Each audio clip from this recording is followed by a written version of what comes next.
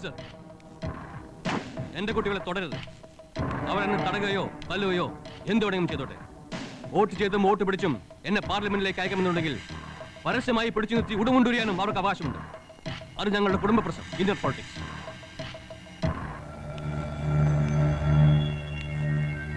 എന്നാലും ഇത് വേണോ സഖാവേ?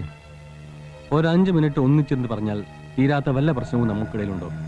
ഇല്ല, മുമ്പും അങ്ങനെ ആയിരുന്നല്ലോ.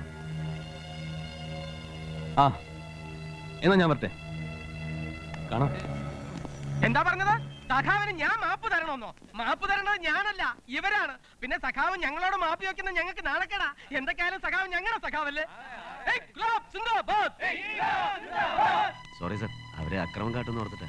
പിന്നെ വേറെ എന്താ ഓർക്കേണ്ടത്? എടോ, കാറിൽ നിന്ന് ഇറങ്ങാനും തന്നെ തടയാനും ഞാൻ എത്ര മിനിറ്റ് എടുത്തു? വേണമെന്ന് വെച്ചാൽ 4 ജനത്തിന്റെ മുട്ടുകാലെങ്കിലും തല്ലി പൊളിക്കാൻ അത് തന്നെ ധാരാളമല്ലേ? പക്ഷേ അവര് സാറിന്റെ പാർട്ടിക്കാരാകുമ്പോ.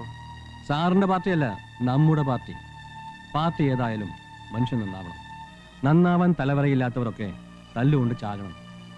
തല്ലേണ്ടത് തന്റെ കർമ്മം, തടയേണ്ടത് എന്റെ ധർമ്മം. Understand sir? ഇതാ നമ്മളെല്ലാം കാത്തിരുന്ന നമ്മുടെ മുഖ്യാതിഥി മോഹൻ ഗാന്ധിരാമൻ എത്തിക്കഴിഞ്ഞു.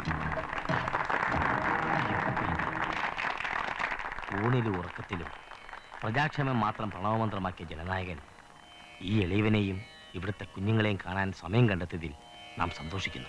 ഇരുന്നാട്ടെ.